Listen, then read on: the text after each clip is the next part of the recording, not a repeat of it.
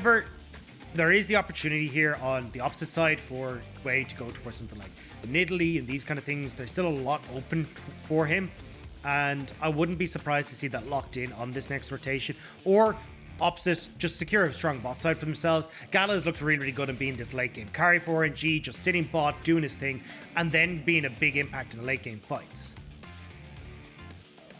Yeah, we get Gala on the Xayah once again. This is, I mean, he played it last game.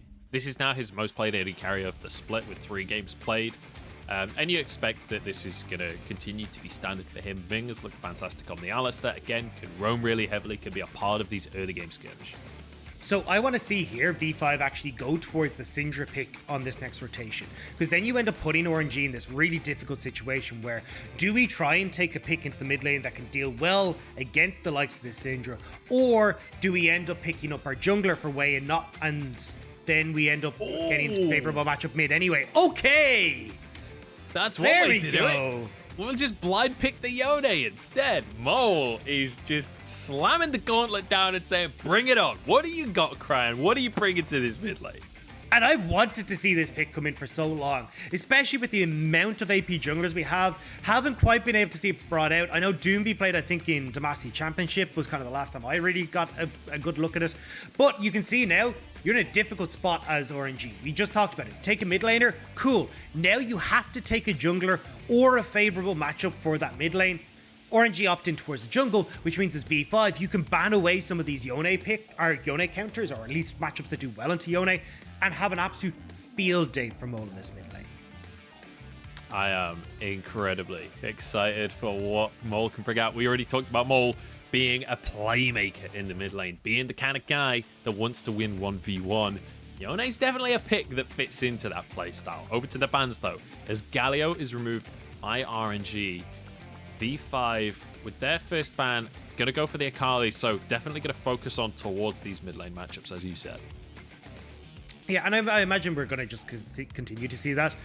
Yone does incredibly well just at the moment in the mid lane because he can play so aggressive. He's able to trade super well.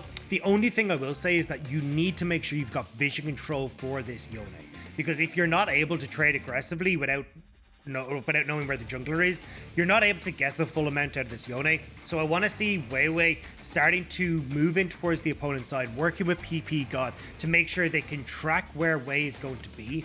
Otherwise, you run the risk of Wei just tearing through this mid lane and setting up some kills in the mid lane.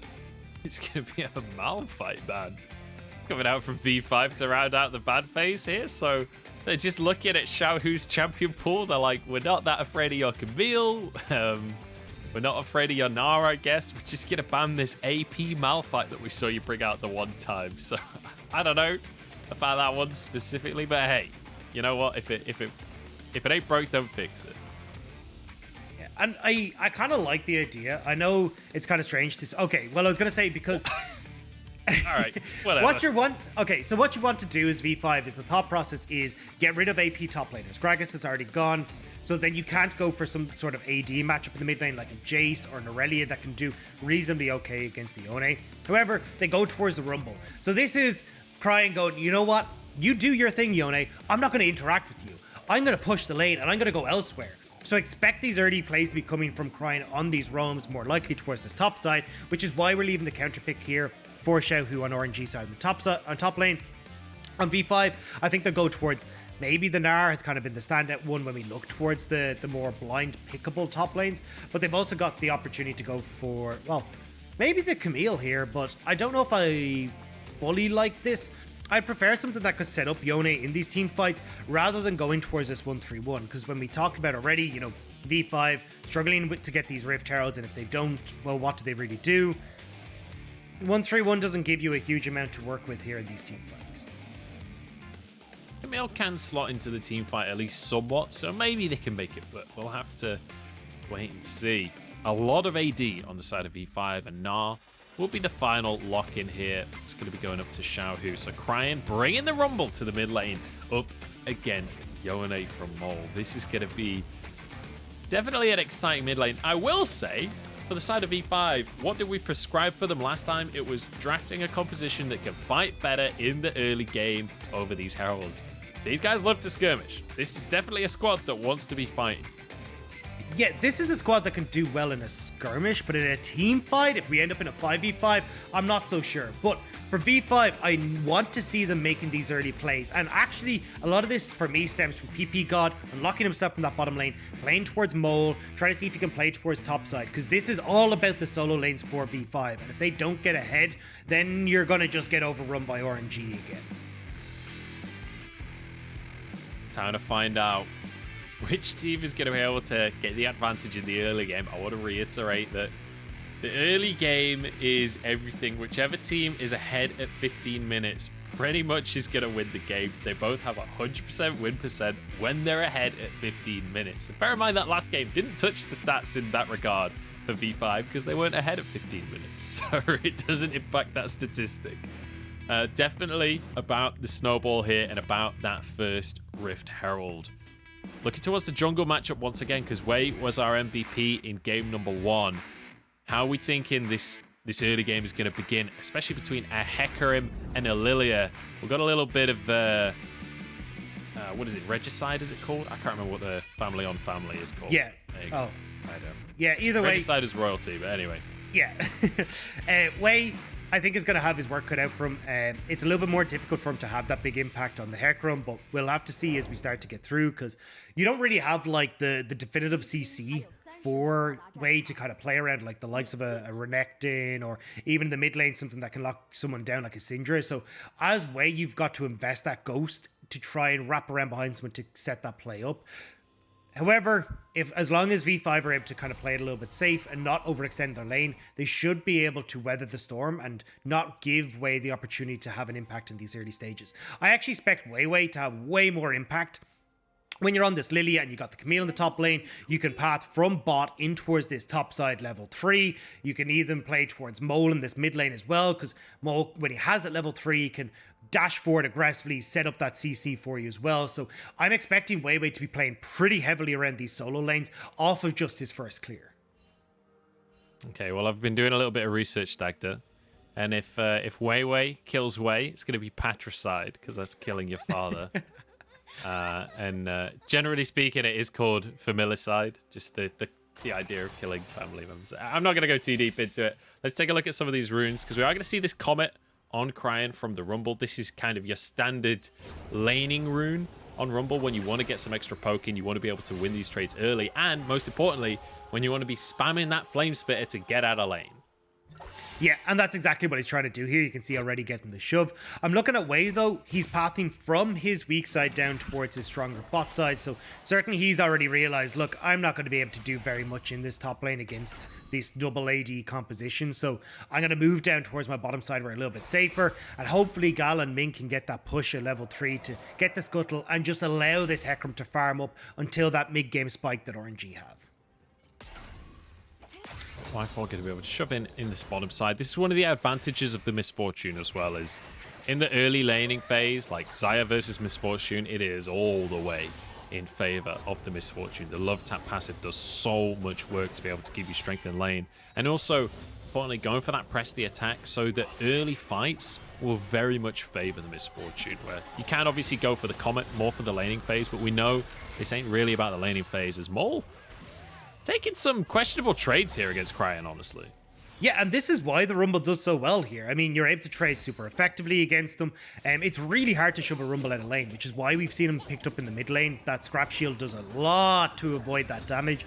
And again, it works just as well against these AD mid laners. And if you're standing there as Mole whacking away on them, well, you're just in range of those overheat auto attacks as well. Yeah, Crayon's having a whale of a time against this melee mid laner from Mole. And it's worth remembering that Mole is on something that scales exceptionally well. Yone, obviously, is essentially a melee crit AD carry. I think with some aggressive positioning, they want the 2v2. They've already got the level 3. ppgod flashes away from the root, but WeiWei was caught by the tip of it. Hook onto Ming. Doesn't take a tower shot, though. He'll walk away from this one. That was a little dicey for V5. Got a flash and a heal out from that one. Xiaohu now trading on the top side as Aodi, winning that one out. But WeiWei, it was all a bait after all. Xiaohu now going to be forced to flash, but it doesn't matter. First blood for WeiWei. Oh, that's so sad. But bot lane might be answered here for RNG as Wei and Cryin to move down. I've seen this move before. Cryin wants to roam. He's coming for this bot lane. They're still level 2. And bear in mind, ppgod doesn't have the flash available. I think he's going to be okay. Gets the hook onto Wei. Can't pull him under tower range, though. And it looks like the roam was for naught in that mid lane. But look, I mean, this is a win for V5. They just talked about how strong their solo laners are and getting these ahead. And I was about to praise Xiaohu. He'd actually done a really good job of managing the wave, stopping it from crashing as much as it could have. But then he overextends, trying to take this aggressive trade, trying to see if he could get Aodi's health bar too low so he couldn't be the one to start off the dive. But unfortunately for him, that means that he ends up dying anyway. So nice job here from WeiWei and Aodi to get the early game lead. Really aggressive from ppgod and Y4 as well to kick Wei out of the jungle. Only the small crook goes down, and Wei has to just settle for some Razor Beaks instead. I think WeiWei has been spotted by that ward, so Xiaohu shouldn't die to this flash from Ming, but it's answered by a flash from Y4, so all things considered, flash for flash. Now Xiaohu getting dived. There's a TP as well. Xiaohu hops away, but he's going to be chased by the deer, and Aodi jumping under the tower. Mole will be able to bounce back to his shadow. That's going to be a nice, easy kill for V5. So well played. And look, you can see why they're like, we know you're coming for a spot lane. We know you're going for the cross map. And they manage to back away. Trying to see if they can steal away the crab here. But you are losing out pretty heavily as Y4 in the spot lane. But honestly, you don't really mind. Going into this later game, you're going to have a very strong Camille in the side lane off of just the massive advantage and the favorable matchup she has against Gnar. Plus Mole having picked up that kill as well now helps re-stabilize things in this mid lane. So as MF, you're just this clear bot. Like, all you're doing is clearing waves. Just let the side waves do their work. Or side lanes even, sorry, do their work. Yeah, you see Aodi trying really hard to aggressively trade on the top side, but look at the CS difference between the top laners right now. It's mirrored on the opposite side of the map, and it shows so clearly how the two teams are playing so far. 20 CS in favor of Aodi, 20 CS in favor of Gala. You can see which side of the map is the strong side, but that favors V5. When we talked about the two teams, generally they want to play around this top side. But Wei now has an opportunity maybe to look towards this dragon. Well, look, this is a game where we definitely need to see RNG playing down towards this bottom side. Because when you look at how you want to force these fights from V5 so they can't just opt in towards split push, it's getting these early dragons. It's starting to ramp up a lot of pressure through these team fight scenarios. And that's why I want to see Wei go towards this dragon, but got to engage bot side. Yeah, Hex flash onto him, but ppgod has the lantern, so all is going to be fine on that one. And good trade here coming out from Aodi, using that shield to protect himself from the initial damage from Xiaohu, who's still level 5, by the way. Doesn't have that Mega Gnar available, so can't really force the fight on that one. Has just hit 6 off of this minion wave, but obviously Aodi well and truly out of dodge by that point. Trades continuing in this mid lane, but I will say we're starting to see a little bit of a reason here on the scoreboard as to why RNG usually focus their strategy up towards the top side of the map here. It's to cover the laning weaknesses of Xiaohu as a top laner. Well, look, this is just an unfavorable matchup. Like, Xiaohu definitely had his weaknesses, but they are steadily starting to shore up. The issue, though, for V5 more so is that you've hit the level 6 for Xiaohu, right? You don't have it on your bottom lane, whereas Gala and Ming should pit it off of probably this wave, if not the next one. So when we're looking at that Rift Herald play, it's fully in favor of RNG just with the level advantages and having access to more of these ultimates. Damage from Gala underneath the tower onto Y4. He's really struggling here, just trying to clear the minions. I think this Hex Flash is going to go through. I think they're going to dive the bottom lane. Ming gets underneath the tower, but he's been found out. WeiWei will easily clear this kill up. That's a 1-for-1, all things considered, but Y4 still not level 6. Aodi now flashing out in the top side. Hextech Ultimatum to dodge the fear, but can he actually survive? Wei's just going to jump underneath the tower, and he can gallop out the other side. And that's gorgeous from RNG. They were trying to set up for this Rift Herald on the top side, so now they're able to get that kill the second that they see WeiWei is bot, make the play, and now they can go back to base. They've just picked up a bunch of gold, as we talked about, ultimates galore on RNG, and they can look to move towards this Rift Herald as well. Really, really great stuff coming out from RNG. The dive on the bottom side doesn't quite work out, but they're able to make a play on the top side to make up for it. WeiWei is definitely ahead in this game with his 2-0-1 scoreline. question is, what can he do to get the rest of his team back into this game? I mean, there is actually an opportunity here to try and sneak away the Rift Herald. You've got ppgod is up mid. You can see that Gala's returned bot and WeiWei's on bot lane with Xiaohu in base with no TP. So he actually spots this correctly and is going to try and steal away this Rift Herald. And this is just an unfortunate reset timing from RNG, not actually able to go directly towards that. And it looks like instead they're going to turn it over towards the dragon and start to rack those up instead. I would have liked to see RNG contest for that Rift Herald. Just again, if you're playing split push, you want to get these towers down nice and early. V5 love these Rift Herald plays as well. So it felt like that was the best place for RNG to actually use the advantages that they picked up across the map. And since we do have RNG on the bottom side of the map right now, face sealed in the mid lane, knock up onto Cryin, forces him away. ppgod almost getting the hook there. That's both summoners down for Cryin. We can see this Herald come down top as WeiWei already on the minimap, already there next to that tower. Yeah. Should be first tower of the game here for V5. V5 are playing this early game exceptionally. Like, they have a very clear game plan of we're getting Aodi ahead, so they get the kills for him. They're also getting all these turret plates for him as well. This Camille is so far accelerated, and because Xiaohu is so far behind, whether he ends up against Mole, whether he ends up getting Aodi in a side lane, he's going to struggle. So right now, V5 have got a very clear game plan about how they can play this mid-game. RNG trying to answer on the bottom side of the map. They're looking for the second tower of the game. They were looking to at least match the amount of plates, but Gala's going to take a hit their way, forced away from the tower. The hook comes through from ppgod, going to lock him in place. The slow still comes through. The blade caller stops the follow-up engage. Tower finally goes down. That means Wei can start to go ham. Onslaught through everybody. The fears galore. Y4 falls, and it's a double kill for the pony. Oh no, all V5 had to do was trade. You just trade the turret, you're getting a second one topside, but they end up giving over kills. And again, mistakes from V5 coming back to bite them. Now you've got 3 kills on towards Wei. This Hecarim is huge.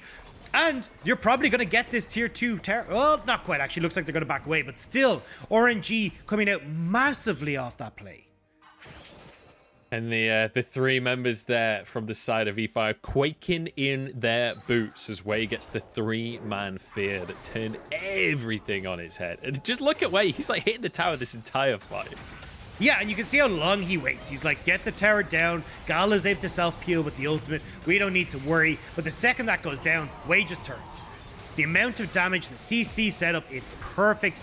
And with how far behind the V5 bot lane is, you cannot go for that play.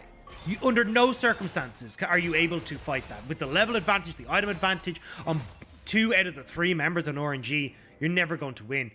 And now, that big lead that we just talked about for V5, how they had a very definitive game plan in the mid-game, that's been tossed out the window because we're all back to being even. So what is next for V5 instead? The original game plan is now out of the window. Where do they go next with this composition, and how do they kind of find their footing in this game?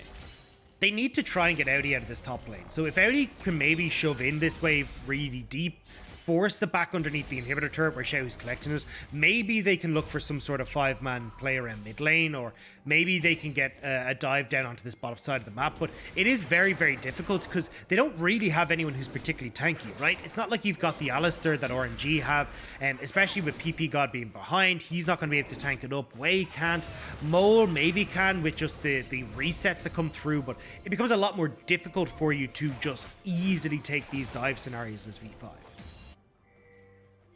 Yeah, you see ppgod and WeiWei just joining up there to clear some vision as Xiaohu, you mentioned how he's going to be stuck underneath his inhib, clearing waves. That is exactly where he is. He's somewhat freezing for a little bit there, but decides he's going to go into the Mega Gnar, shove this one out, grab the next wave, and try and group up with the team.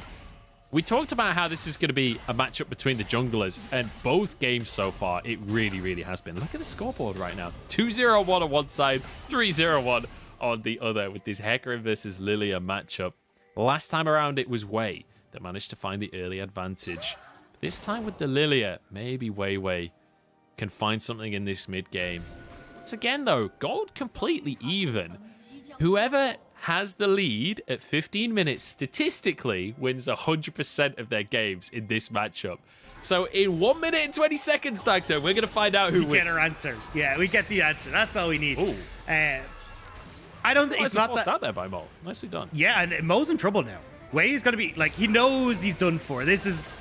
Oh, fate sealed underneath the tower. Wei's actually tanking up tower shots here. Has to back away now. Cryin going underneath the tower himself. But he's going to be tanking. The minions didn't reset the damage. He gets out of range. And now WeiWei locked up and might just get taken down. Xiaohu's chasing for this one. But Aodi's arrived on the scene. Ming flash over the wall. ppgod trying to tank them up. Flashes himself and will keep himself alive as well. Xiaohu can't get into Gnar. Will be taken down. Aodi with the first of the fight. The death sentence is perfect. It keeps WeiWei alive. And the double for Aodi is just too sweet. Oh god, that was a lot closer than it needed to be on that bottom side for V5, but they managed to get the kill. More gold injected in towards Aodi as well with this turret going down. So right now, all the eggs for V5 are in the Camille basket. And if they can try and stop the bleed that's happening elsewhere on the map, then they can actually get this Camille up and rolling and use the long lanes that they're starting to create for themselves. And I mean, look, this is exactly what we wanted to see from V5, right? Finding some way to get Aodi out of lane, make these plays underneath the towers that are still standing. However, you still need to be careful because RNG are answering back just as much. And now with Dragon up again, the second one of the game, they're going to start racking these up and can force V5 into these fights if V5 aren't able to snowball this advantage. Well, Dagda, we've hit the 15-minute mark. V5 currently up in gold. Their statistic is now in jeopardy. V5 need this win to maintain that 100% win rate when ahead at 15. Let's take another look at this fight because Ming kind of just checked into this one. Yeah, and look, they were trying to make a play down towards Aodi. They could see why 4 was in mid. They thought maybe they could burst someone out before that happens. But this is the really cool build that are coming in from a lot of Lillias, is going towards this Xayah's first, so you can play these fights so aggressively and still have that safety there. And when the CC comes in with the death sentence, they're not able to finish off WeiWei. It's super, super nice to see. But I want to go back to your point, because there's one statistic I left, one silver bullet I left that I didn't bring up. RNG have a 75% win rate when behind at 15. So now, I know it's not the 100%, but still, we might end up seeing this here. But honestly, I think that this game is still super even.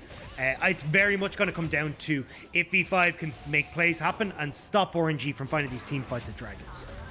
We've got a big engage from Ming here. He's going to be locked up, though. The true damage really working away at his ulti. ppgod survives for a second, but goes down now. WeiWei trying to clean up this fight. Fate Seal brings them all in. The Fear is going to buy a little bit of time, but Xiaohu's about to go down. Equalizer isn't doing enough, and now suddenly 3 versus 1 as Cryin is on the wrong side of the play, and out of nowhere, V5 get themselves 5.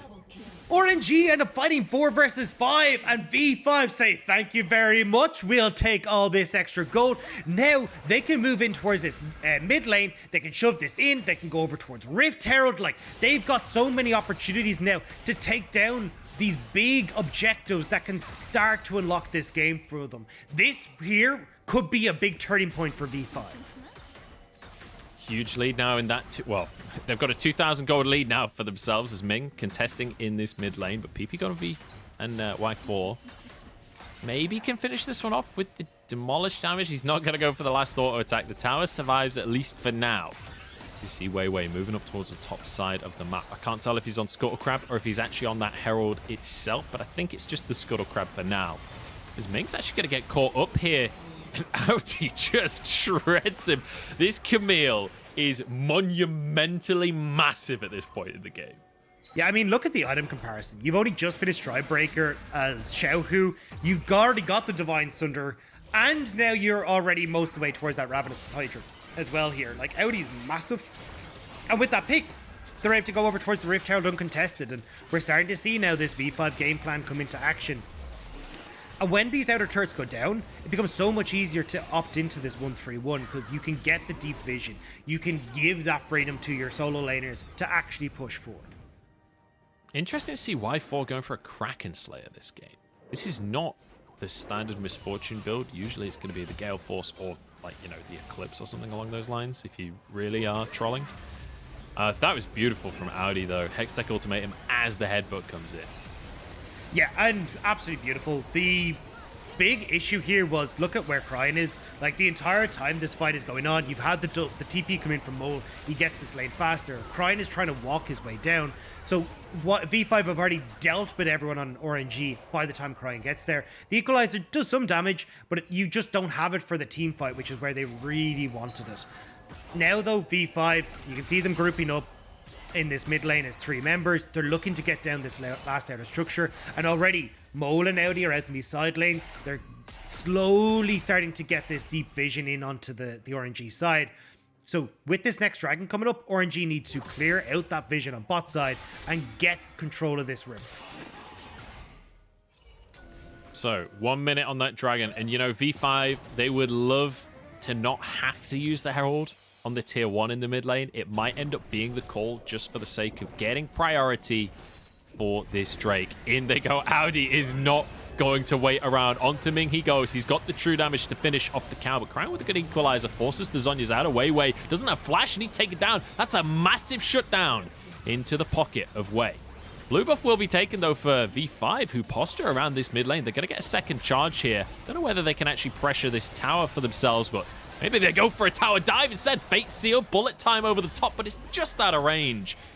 Now maybe the re-engage from RNG. Wei is off towards the backside, but Aodi's like, I don't think so, buddy. You may have 4 legs, but I got 2 and they're made of sword. In they go straight onto Wei. Denies the jump over the wall. I don't know if that was denied or if it wasn't in range, but crucial as Wei goes down. Infernal Drake is just spawning. Y4 forced to flash. Gala trying to close the gap here, trying to finish off some kills. Mole gets onto the blast cone, jumps out to safety. No kills for the side of RNG here, but maybe a Drake. I don't know if they can set up the Drake though. They have no jungler, and WeiWei is back out on the map. Looks like though you won't be able to get there in time, so RNG still secure the dragon, but a lot of kills going over in favor of V5. And when we're looking at, you know, getting these solo laners up and running, gold is way more valuable for V5. They want to be making sure that they're getting these big advantages. They already have that top tier 2 down. The mid lane tier 2 is really struggling. However, I'm kind of digging RNG right now.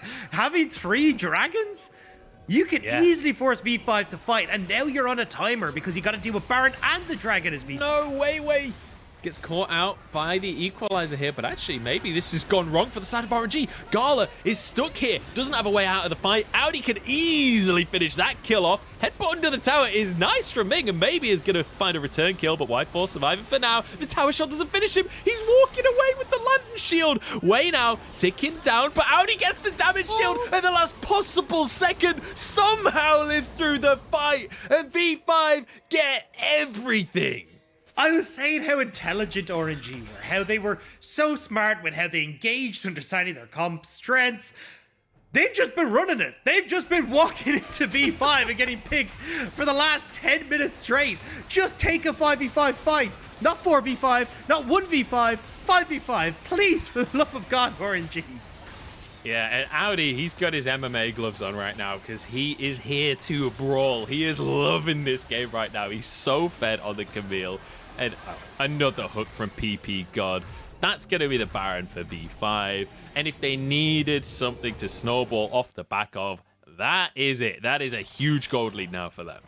So when I was yelling about 1v5, I also meant that 1v4, 1v3 was also included in that statement. So there's no need, RNG, to try and contest the Baron as a solo person. That's not going to work out. But again, I mean, Ming going in here, all they need to do is just wait for the rest of RNG. Go in as a 5-man unit. That's where you're strong. But right now, you don't have Xiaohu, you don't have Wei, and RNG are very much capable of just bursting through that or through what is the little front line that Ming offers right now.